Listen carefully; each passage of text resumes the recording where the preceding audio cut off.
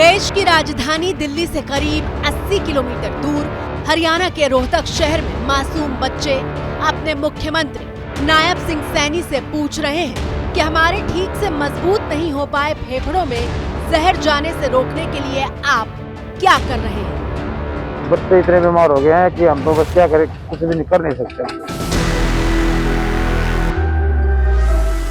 ये वो रोहतक है जहां सोमवार को प्रदूषण सारे रिकॉर्ड तोड़ते हुए 708 पर पहुंच गया था और पूरे विश्व में रोहतक प्रदूषण के मामले में 9वें नंबर पर रहा।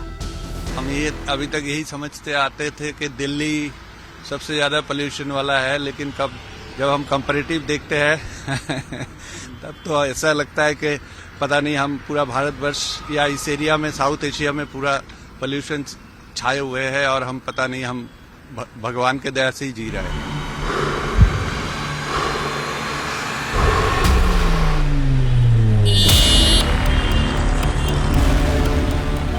लेकिन कितने अफसोस की बात है कि सबसे बड़े लोकतंत्र पर गर्व महसूस करने वाला इस देश का नागरिक भगवान की दया पर जीने को मजबूर हो गया है।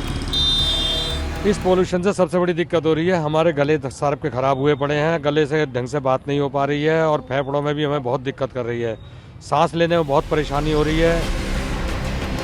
देश की राजधानी दिल्ली की तस्वीर तो ऐसी है कि सुबह उठकर खिड़की खोलो तो डर लगता है, मानो हर तरफ से सुलगती अंगीठी के धुएं ने खतरनाक दुश्मन की तरह चारों तरफ से घेर रखा है। हम यंग हैं, हमारे को इतनी प्रॉब्लम, बच्चे तो घर से बाहर निकल पा रहे हैं और बुजुर्गों को तो ऐसा हो रहा है कि घर से सांस नहीं ले पा रहे हैं और सांस के मारे उनको इतनी प्रॉब्लम हो रही है कि हॉस्पिटलों में एडमिट कराना पड़ रहा है।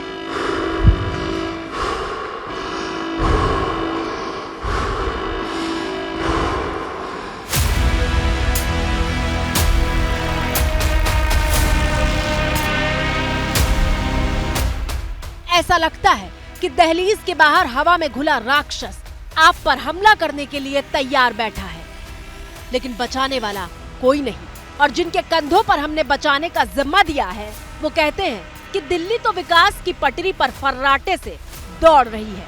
मुझे खुशी है इस बात की कि दिल्ली मेट्रो पिछले 10 साल से लगातार बहुत एक तेज़ गति से एक्सपैंड कर रही है, दिल्ली के कोने कोने में पहुंच गई है, दिल्ली से बाहर भी एनसीआर के अलग अलग हिस्सों में पहुंच गई है। मुझे लगता है कि दिल्ली का विकास भी उसी गति से चल रहा है जितनी स्पीड से दिल्ली मेट्रो दौड़ती है। मैडम सीएम, दिल्ली दौड़ कहाँ रही है? दिल्ली में तो जहरीली हवा वाला कर्फ्यू लगा हुआ है।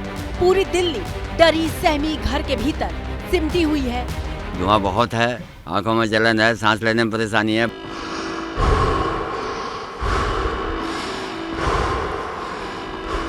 और दुर्भाग्य की बात यह है कि सांसों पर संकट का ये सिस्टम हर साल का एक ऐसा रिवाज बन गया है जिसे बदलने के लिए आपकी सरकारें एक दूसरे पर सिर्फ दोष मढ़ती हुई दिखाई देती हैं। केंद्र सरकार से यही विनती है कि जब तक केंद्र सरकार सामने नहीं आएगी, स्टबल बर्निंग को बाकी स्टेट्स में नहीं रोकेगी, तो जो पूरे नॉर्थ इंडिया में, चाहे आप पंजाब, हरियाणा, उत्तर प्रदेश, राजस्थान, मध्य प्रदेश, पटना तक लेकर जो एक ही कोहरा छाया हुआ है, इसका कोई समाधान नहीं निकला।